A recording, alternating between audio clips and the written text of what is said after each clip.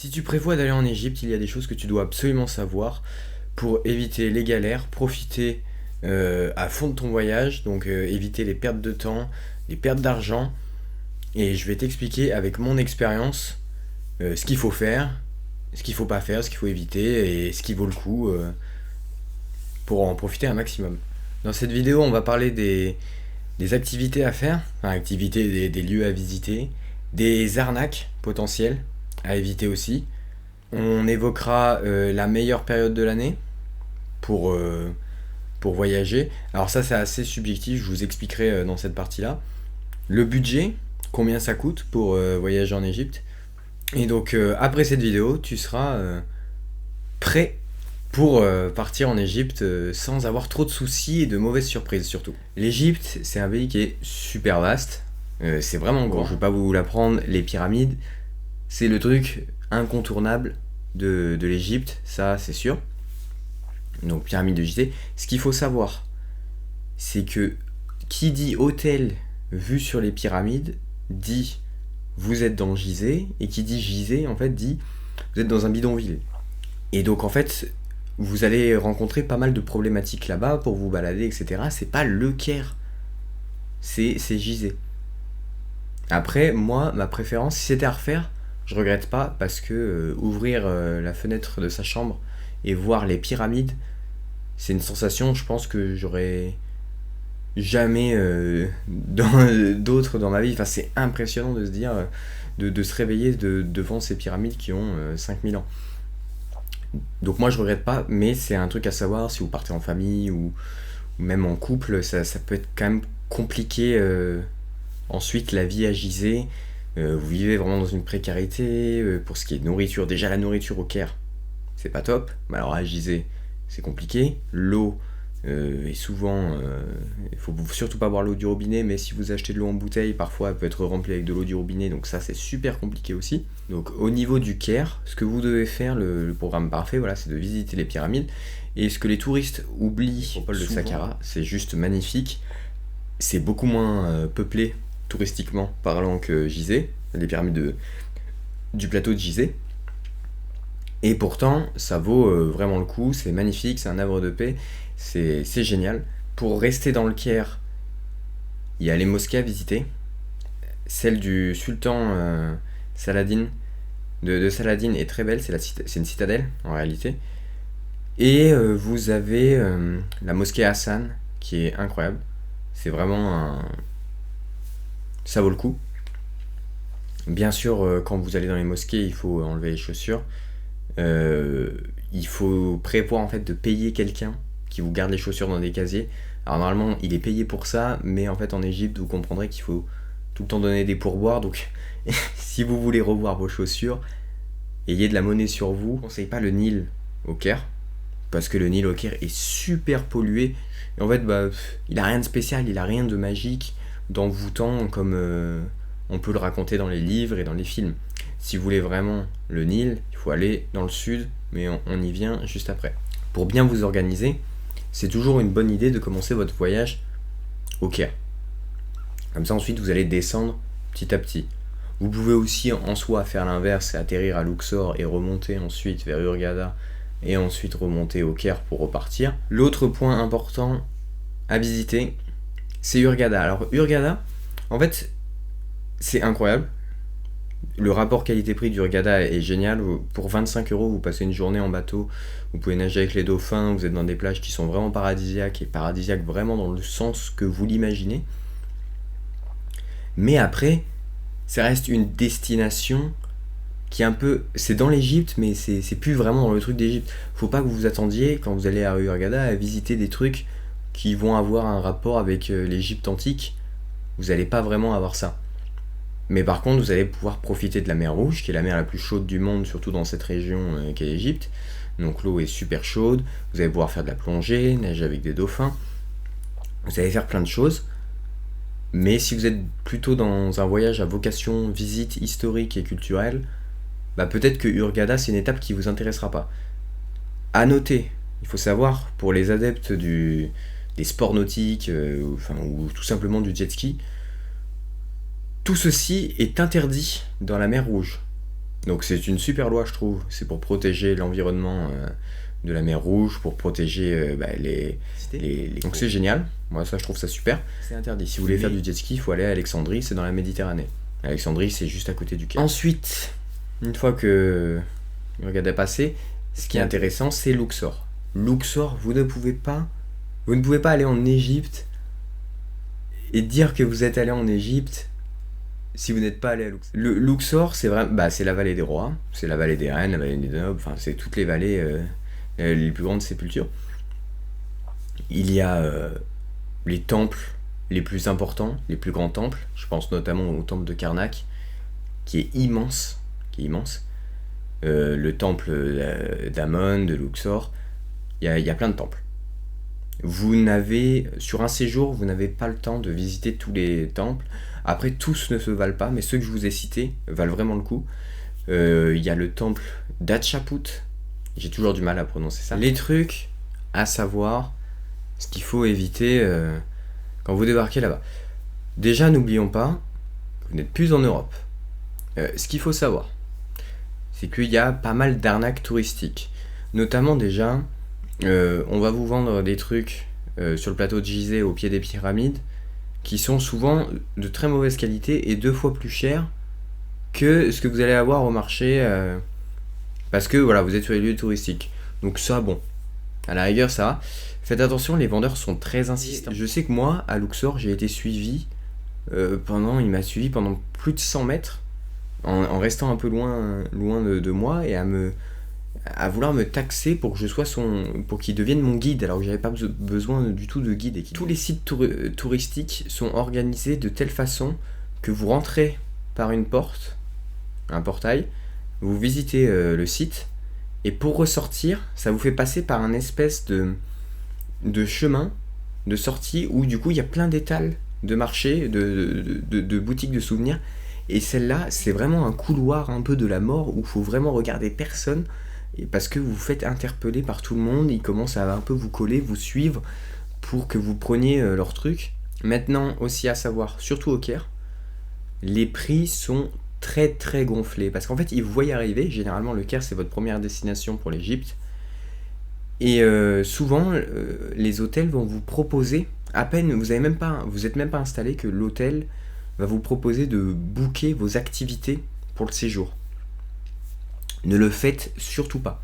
En fait, moi je l'ai fait et je pense que ça m'a fait perdre environ 150 € sur la semaine. Parce qu'en fait, pour la même chose, si c'était moi qui m'étais débrouillé, et j'aurais eu la même chose. Déjà, c'est que les Uber sont pas fiables. Les hôtels vont toujours vous dire les Uber, machin, c'est pas bien, il vaut mieux privilégier les transferts privés. Donc, transferts privés, c'est en gros des chauffeurs qui sont raffiliés à l'hôtel et qui vous font payer plus cher du coup. Ce qui est vrai en revanche, c'est qu'il ne faut pas prendre les taxis là-bas. Alors là, si vous prenez un taxi, vous ne savez vraiment pas combien vous allez payer. Les taxis peuvent vous emmener à un endroit que vous n'avez pas du tout demandé, s'arrêter et vous dire si vous alignez pas les billets, je vous laisse là. Et là, mais vous êtes dans une galère totale. Donc jamais de taxi, jamais. Privilégiez les transports privés des hôtels, parce que c'est vrai que là, il y a une fiabilité qui est sûre. Et si vous voulez vous êtes dans un budget un peu plus limité, le Uber. Vous achetez un service, je parle de tout. Transfert privé, même si vous avez déjà payé. Guide, même si vous avez déjà payé. Ils vont vous demander un pourboire à la fin. Vous pouvez refuser, mais c'est très très très mal vu. Moi au Caire, je faisais ce qu'on me disait, voilà, je donnais ce qu'il fallait un petit peu. Donc il faut toujours prévoir un peu dans votre calcul du budget qu'il faut rajouter les pourboires. Mais quand je suis arrivé à Luxor, ça faisait déjà 2 semaines que j'étais parti, et à la fin je donnais plus de pourboires, et je peux vous dire que du coup j'ai pu avoir les 2 versions. C'est très compliqué, ils insistent vraiment, surtout dans les tombes, machin et tout, ils vous suivent pour vous dire ça, même si vous dites que vous avez rien. Ils peuvent être très insistants, et là ça peut être entre guillemets dangereux pour vous si vous n'avez pas de quoi donner un tips, comme ça qu'ils disent, c'est un tips. L'Égypte est un pays sunnite, ce qui implique certaines règles à respecter, mais il faut pas vous habiller n'importe comment. Donc quand j'appelle ça n'importe comment, c'est-à-dire il faut pas vous habiller court, pas de mini-shorts, pas de décolleté. En fait, il faut pas trop... Enfin, faut que vous soyez un peu couverte. Mais attention, c'est pareil pour les hommes. Ne venez pas avec des shorts au-dessus des genoux, avec un Marcel, etc. Voilà. C'est valable pour les deux. Mais c'est un peu plus flagrant dans ce genre de pays. Si une femme s'habille de manière très sexy, ça peut poser problème. Donc voilà, et malgré tout, moi je suis sorti en short au Caire, je l'ai fait. J'étais tout le temps en short. C'est pas très bien de le faire, mais moi je l'ai fait, mais parce que comme je vous ai dit, moi je suis dans ma bulle, j'ai fait ce qu'il fallait faire. En revanche, quand je suis rentré dans les mosquées, par contre, je me suis habillé vraiment couvert parce que j'ai un respect des lieux.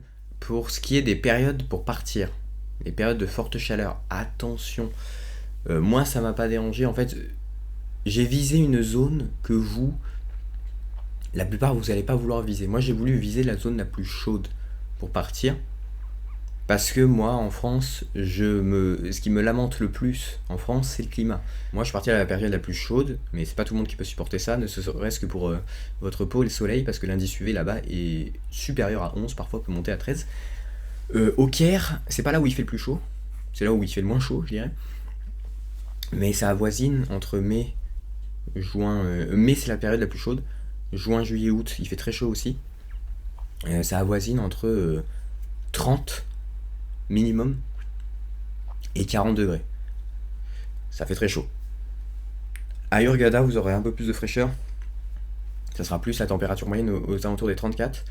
Mais en revanche, il fait plus chaud en termes de ressenti à Hurghada parce qu'il y a l'humidité de l'air, en fait, vu que c'est proche de la mer. Et avec l'humidité, la nuit, il fait vraiment une chaleur étouffante. Et là où il fait le plus chaud, c'est à Luxor. J'ai eu 48 degrés à Luxor. C'est clairement pas fait pour tout le monde, ce genre de période, si vous craignez la chaleur. Et pour ce qui est du soleil, même moi, j'ai eu des coups de soleil à Hurghada. J'y ai pas échappé, mais moi, j'ai pas eu des coups de soleil définitifs, tout est bien parti, etc. Maintenant, on passe à la partie vraiment conclusion de comment s'organiser avant votre voyage. Le budget moyen.